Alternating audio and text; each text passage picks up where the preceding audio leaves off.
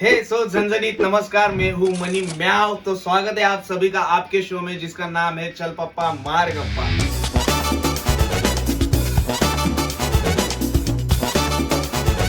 जी हाँ, तो आज के इस शो में हमारे जो आने वाले गेस्ट है, उनकी जो पर्सनैलिटी एकदम सिंपल एंड डिम्पल पर्सनैलिटी है, जिनके सर के ऊपर आई एकवीरा माता का आशीर्वाद है। ऐसे ही हमारे प्यारे बांधव, जिनको वो हम प्यार से बोलते हैं कोहली बांधव, वो है हमारे Rakesh Matre, the one and only Nobita the gaming.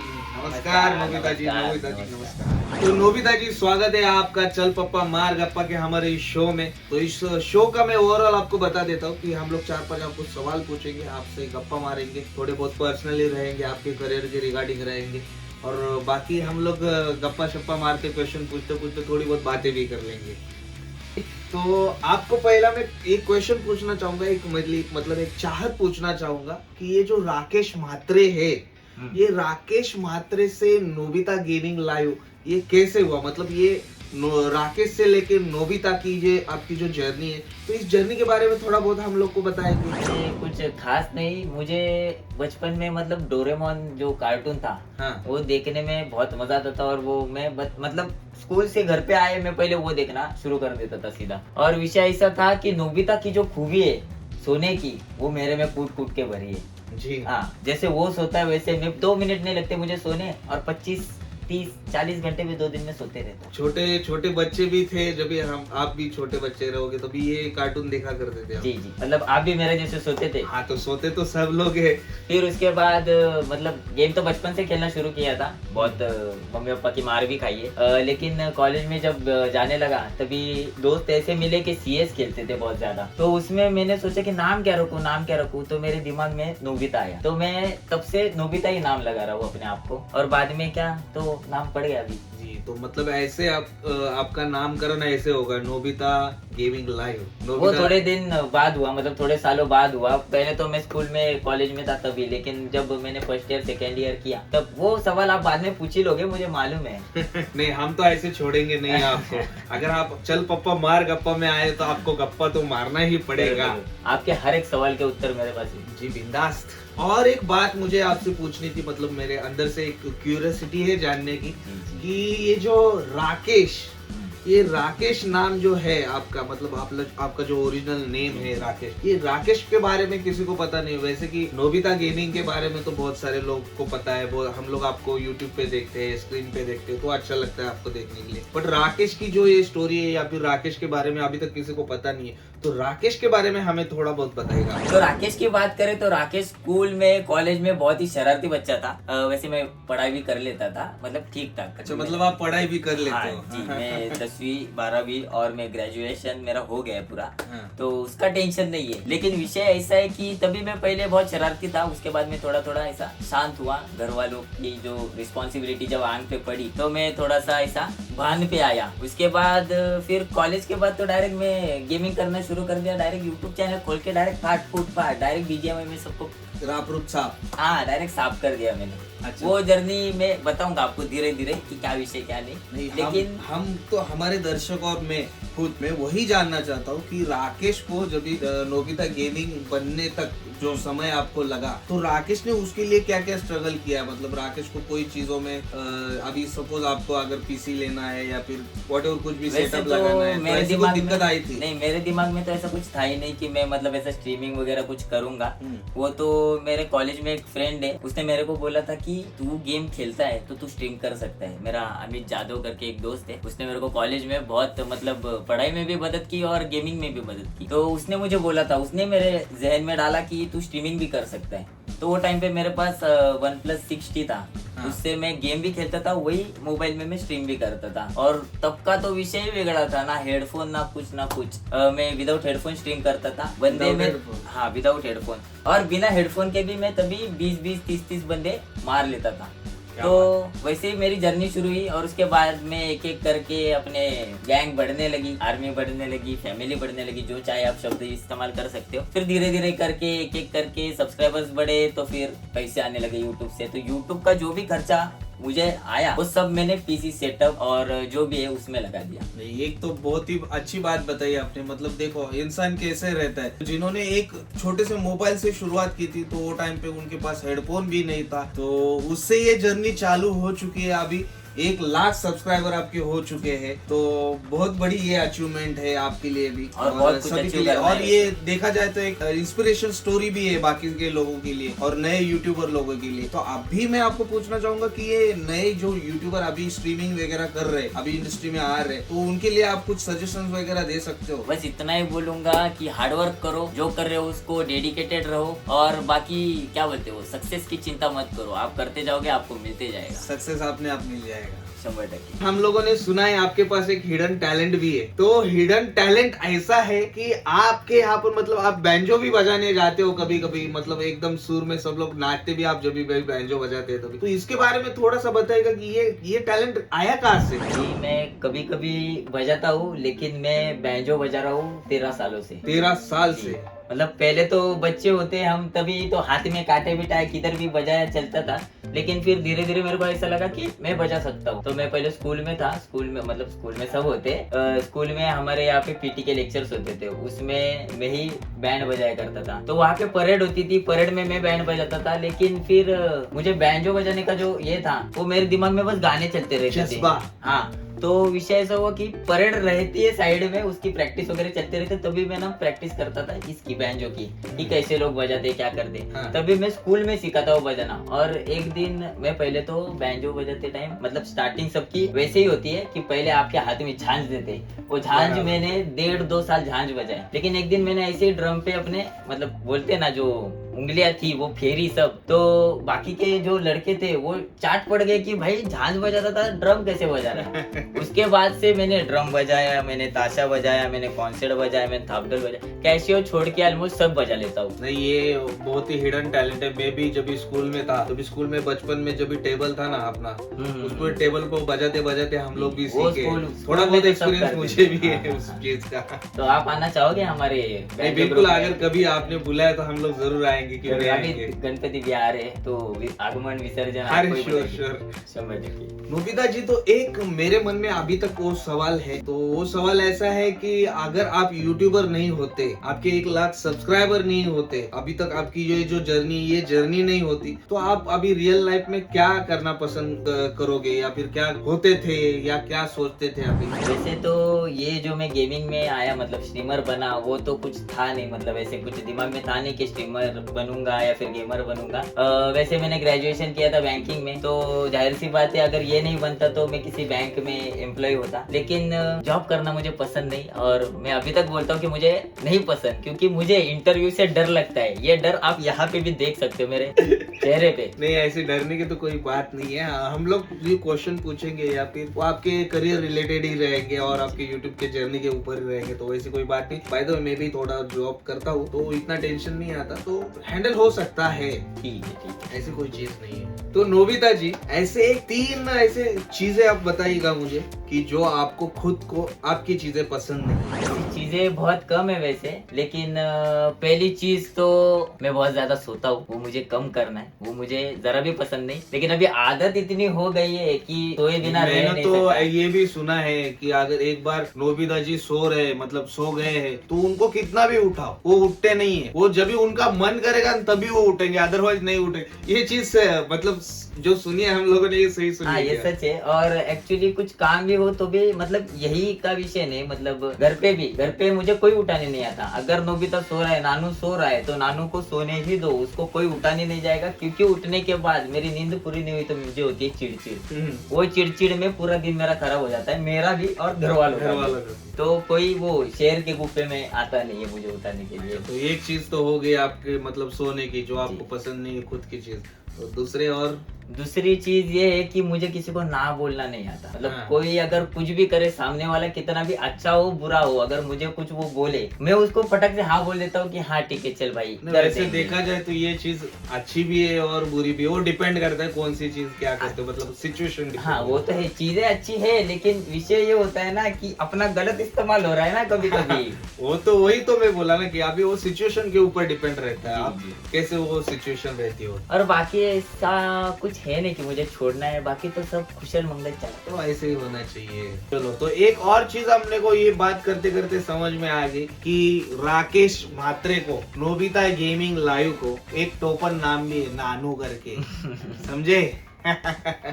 तो एक मैं आपको एक सवाल पूछना चाहूंगा एक जर्नी के बारे में, जो कि अभी आप इनफेमस माफिया के लिए काम कर रहे हैं, इनफेमस माफिया का एक हिस्सा हो आप। ये मैं पूछना चाहूंगा कि एक श्रीमान लेजेंड करके एक व्यक्ति है, इस व्यक्ति से आपकी मुलाकात या फिर आपका इंटरेक्शन कैसे हुआ, तो इसके बाद आप श्रीमान लेजेंड से कैसे जुड़े, इसके बारे में थोड़ा बहुत कुछ हमारे दर्शकों को बताएंगे, जो कि वो अभी स्क्रीन पे ही दिख रहे हैं, बट अभी ऑफ स्क्रीन में आप कैसे मिले कैसे नहीं, ये जरा बातें बताएगा। एक्चुअली मैं श्रीमान भाई की स्ट्रीम 2018 से देखता था, लेकिन उनका बाद में चैनल है ना बंद हो गया था, उसका मुझे कोई खबर ही नहीं था, क्योंकि यूट्यूब हम वो टाइम पे 2018 में बहुत कम यूज करते थे, कुछ याद नहीं, मतलब कुछ समझता ही नहीं था मेन बात तो कि स्ट्रीमिंग होती है, ये होती है, बाकी वीडियोस वगैरह तो देखा करते थे, मूवीज वगैरह। वो क्यों हो गया उसकी डिटेल मेरे पास है, पर मैं अभी नहीं बता सकता, वो बाद में कभी बताऊंगा आपको। फिर अचानक से श्रीमान भाई का जो दूसरा चैनल था, मतलब जो अभी करंट है श्रीमान लेजेंड लाइव करके, उस पे एक वीडियो आई थी उनकी पहले स्टार्टिंग के इंट्रो की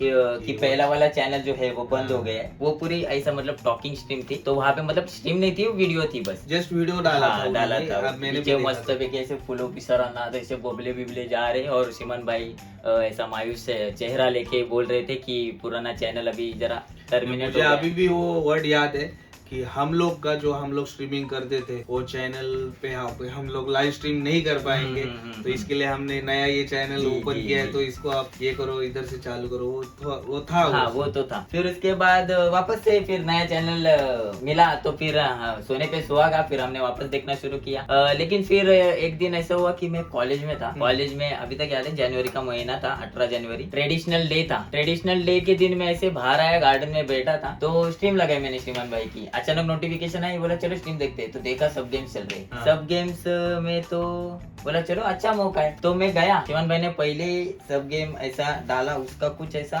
770811 या फिर 730811 ऐसा कुछ टीम कोड था। हाँ। वो नंबर भी याद है मेरे को अभी तक आपको हाँ। याद है, मतलब अच्छी बात है, मतलब डेट भी उनको याद है, उनको वो कोड भी याद है वो सब गेम का। तो उसके बाद हम पहले ही गेम खेले और हमने बहुत कॉमेडी की, वो वीडियो आपको मिल जाएगी, मैं आपको भेज दूंगा सुमड़ी में, आप देख लेना वो। तो हमने बहुत कॉमेडी की थी और पहले गेम में डिनर आया था, तो वो टाइम पे श्रीमान भाई ने हम रिक्वेस्ट भेजी कि हम खेलेंगे वापस कभी। उसके बाद एक आध 2 हफ्ते बाद मुझे श्रीमान भाई की रिक्वेस्ट आई, फिर हम धीरे धीरे करके खेलने लगे, और हाँ जो है अभी आपके सामने। तो ऐसे करके आप जुड़ गए, और मेन जो जुड़ने का जो आपने जो स्टोरी बताई, जो आपने डेट बताई, हाँ। उसके बाद टीम कोड बताया, ये भी अभी तक आपके याद में, आपके माइंड में, मतलब आप जान सकते हो, मतलब हम लोग भी सोच सकते कि आपका कितना उसके प्रति लगाव था, और कितनी मतलब वो चीजें कितनी वो बहुत इम्पोर्टेंट चीज थी, मतलब ऐसा एक बोलते हैं ना, मतलब स्पेशल मोमेंट है वो, तो याद है। और I am good with numbers, तो मैं डेट भूलता नहीं हूँ। ये तो हो गई आपने श्रीमान लेजेंड से आपकी मिलने की, मतलब ये जो आपकी यादें, मतलब कैसे आप अटैच हुए श्रीमान भाई से, ये सब थी। बट इसमें इनफेमस माफिया से आप कैसे मतलब ज्वाइन हो गए, कैसे इंटरेक्ट हुए? इनफेमस माफिया में मैं हुआ कुछ 13 जून को, मतलब ऑफिशियली मेरा ये हुआ था। हाँ। और 20th मई को मैं बुट कैंप पे शिफ्ट हुआ था। मैंने जो 1-2 जो आठोड़े थे वो छुप के स्ट्रीम की थी मैंने बुट कैंप से, किसी को पता नहीं था इस बात का। मुझे एक्चुअली तन्वीताई का कॉल आया था एक 28 में, मतलब कुछ 22-23 तारीख को, कि बात करनी है तो बुट कैंप पे आ जाओ। तो मैं आया, तो उन्होंने यहाँ पे सब बातें वगैरह सब बताई। मैं तो घर से OJD पाव 1 साइड सब लेके आया था यहाँ, तो बहुत खुश थे। और मैं पहली बार बुट कैंप पे आया था, तो मुझे भी थोड़ा अच्छा लग रहा था। तो तन्वीताई ने बताया कि क्या विषय क्या नहीं। उन्होंने मेरे को पूछा कि आना चाहोगी क्या, तो मैं बोला कि घर पे, मतलब मेरे मन से तो हाई थी, लेकिन घर पे पूछना, मतलब अभी मम्मी पापा है तो उनको तो पूछना चाहिए। हाँ, ताई ने बोला कि घर पे पूछ लो और मुझे बताओ। तो मैंने घर पे जाके बताया, फिर शाम को कॉल करके बताया कि ठीक है मैं आ रहा हूँ। हाँ, काम 25 हो गया। लेकिन वो जो 2 हफ्ते थे बुट कैंप पे से स्ट्रीम कर रहा हूँ, वो भी छुप के बिना किसी को बता के, मतलब किसी को पता नहीं था, चैट में मतलब रिवील करना नहीं था कि ये ऑफिशियली मेंबर है। जी। तो वो टाइम थोड़ा टफ था, क्योंकि पीछे कुछ भी नहीं, और मैं ना मोबाइल से वाईफाई दिखा सकता हूँ ना कुछ दिखा सकता हूँ। बहुत डर के करना पड़ रहा था। हाँ। बाकी तो हम लोगों ने ऐसे बहुत भी सुने हैं आपके, मतलब अभी किस्से? 1 लाख सब्सक्राइबर है आपके आपके किस्से भी बहुत सारे सुने हैं कि आपके फीमेल फैंस भी बहुत है। तो इस फीमेल फैंस में कोई गर्लफ्रेंड वगैरह कुछ है? फीमेल फैंस का मुझे ऐसा कुछ ये नहीं है, लेकिन जितने भी फीमेल व्यूवर्स है मेरे, हाँ। उनको मैं ताई बोल के 5 सालों से मोकड़ा हो रहा हूँ। मतलब आदत ही लग गई है, क्योंकि पहले मेरा जो रिलेशन था, जो स्ट्रीम ये शुरू करने से पहले, वो स्ट्रीम शुरू करने के बाद भी था, तो उस वजह से मुझे ऐसा मतलब ताई ऑलरेडी बोलने आप की- कमिटेड हो? हाँ, कमिटेड तो हूँ मैं वैसे। जी। ऐसा किसी को बताने का नहीं है, ये बात सिर्फ आप में, मेरे में और इनके बीच में ही रहेगी। नहीं नहीं, ठीक ये है? बाहर किधर नहीं जाएगी। नहीं, कहीं ये भी सिर्फ नहीं हमारे जो सब्सक्राइबर लोग रहेंगे उनके पास, आपके पास और मेरे पास, बस तीनों के पास ही रहेगी। जी जी। बाकी कमिटेड का विषय क्या, बाकी कल किसने देखा है? हाँ, वो भी बात सही है। मतलब ये तो मतलब खुलासा हो गया कि खुलासा तो मैंने श्रीमान भाई के स्ट्रीम पे ही किया था, और वहाँ पे मतलब जोरदार बता दिया था, तो यहाँ पे बताने में मुझे कोई ऐसे शर्म नहीं है। अच्छा, तो चलो, लेकिन finally। किससे कमिटेड हूँ ये मैं नहीं बताऊंगा। नहीं, ये हम नहीं सवाल जी। पूछ सकते, वो आपका पर्सनल स्पेस है, शुक्रिया, वो आप शुक्रिया। रख सकते हो आपकी जगह। और अभी जो आप बूट कैंप में आपकी लाइफ जो जी रहे हो, ये इस लाइफ के बारे में हमें थोड़ा बहुत बताएगा कि आप डेली आपका रूटीन ये कैसे होता है, क्योंकि बहुत सारे हमारे सब्सक्राइबर लोग हैं, उनके बहुत सारे कमेंट आते हैं मुझे, या फिर क्वेश्चंस भी आते हैं, या फिर इंस्टाग्राम पे मुझे मैसेज भी आते हैं कि जो हमारे इनफेमस माफिया के जो कंटेंडर है, तो उनके बारे में थोड़ा बहुत हमें जानकारी भी चाहिए। थोड़ा बहुत आपका डेली रूटीन वगैरह इसके बारे में आप बता सकते हो? आप कितने बजे उठते हो, क्या करते हो, ये स्ट्रीमिंग वगैरह कैसे आप टाइम टेबल एडजस्ट करते हो? देखो, पहला तो डेली नियम मेरा एक पहला वाला नियम जो है, जब जागो तब सवेरा। ठीक है, ये मेरे लिए है। हाँ। बाकी आपका आपको पता भाई।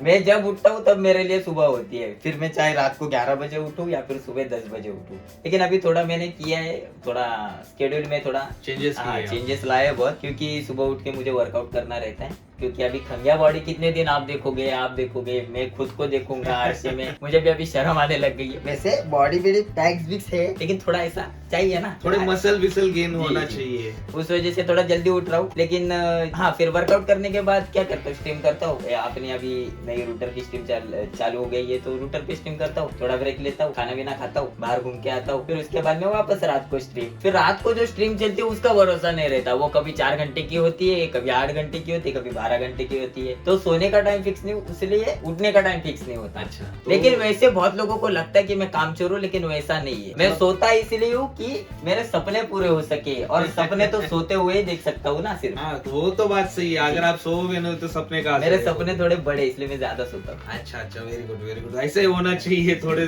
सपने बड़े ही देखने चाहिए। तो इन शॉर्ट ऐसा देखा जाए तो ये डेली रूटीन ऐसा फिक्स तो नहीं है, मतलब शेड्यूल फिक्स नहीं है आपके स्ट्रीम के ऊपर, या फिर आपका व्हाटएवर जो भी रहेगा शेड्यूल उसके ऊपर डिपेंड करता है जी। और कुछ अभी हमारे दर्शकों को कुछ ऐसी एक चीज बताना चाहोगे आप आपके बारे में, मतलब कुछ एडवाइस वगैरह देना चाहोगे? वैसे एडवाइस क्या दे, अभी आप आप ये मेरे बाजू में बैठे हैं, इनसे एडवाइस लो, मेरे से क्या एडवाइस ले रहे हो? आप गेस्ट हो, आप, मैं तो होस्ट हूँ शो का, आप बताइएगा, आप कुछ मोटिवेशनल कुछ तो बताइएगा, 2 चीजें, ताकि हमारे दर्शकों को वो जो आप बताओगे उसमें आप प्रेरित होके कुछ न कुछ कर सकते हैं। नहीं, जैसे मैंने पहले बोला कि जो करोगे वो डेडिकेशन से करो, हार्डवर्क करो और फल की चिंता ना करो। बाकी अच्छे कर्म करो, लोगों के बारे में अच्छा सोचो, बुरा कभी मत सोचो। कोई आगे जा रहा है तो उसके बारे में ऐसा जलो मत भाई, वो खुश है तो तुम उसके लिए भी खुश होना चाहिए। बाकी विषय गहन है, और बाकी तो सब ठीक ही है। और क्या मोटिवेशन दे सकता हूँ, मैं तो छोटा हूँ आपसे, मैं क्या ही मोटिवेशन दूँ बताओ। इसका मतलब ये है, जो चीज आप कर रहे हो वो चीज आप मन से करो जी, आपको सक्सेस एक ना एक दिन जरूर मिल जाएगा। 100%। और ऐसे बहुत सारे मैंने जो एग्जाम्पल है मेरे आंखों के सामने मैंने देखा है, खुद श्रीमान भाई का भी एग्जाम्पल मैंने देखा है, मेरे आंख के सामने ही बहुत सारी कठिनाई वगैरह आई थी, बट एक ना एक दिन उनको भी आज वो इतने सक्सेस की सीढ़ी चढ़े, उनको कोई उतार नहीं सकता। तो ऐसे ही अगर नोबिता जी ने जो बात बताई है, ऐसे ही कोई लोग, बाकी के सारे लोग फॉलो करते हैं, तो जरूर आपको एक ना एक दिन सक्सेस मिल जाएगी। 100%। तो आज का ये जो एपिसोड है नोबिता जी, हम लोग यहाँ पर ही समाप्त करते हैं चल पप्पा मार गप्पा में। और आपने आए, बहुत सारी बातें की हमारे साथ, बहुत सारे राज आपके खोले हैं, और हमारे दर्शकों को बहुत सारी मोटिवेशनल बातें भी बताई है, तो इसके लिए आपका बहुत बहुत धन्यवाद। और बहुत बहुत शुक्रिया इस शो में आने के लिए। आपको भी धन्यवाद हमको यहाँ पे बुलाने के लिए, और आपका चल पप्पा मार गप्पा, भाग पप्पा भाग गप्पा होने दो। यस, इन शॉर्ट शुक्रिया शुक्रिया जी। जी जी हाँ दोस्तों, तो आज का एपिसोड यहाँ पर ही खत्म होता है। अगर ये आपको अच्छा लगता है तो प्लीज इसको लाइक करना, शेयर करना एंड सब्सक्राइब करना। और मिलते हैं किसी ऐसे ही अगले नए वीडियो में किसी और नए कंटेंडर के साथ, नए किसी गेस्ट के साथ। Goodbye, tata, take care, bye bye, Tata.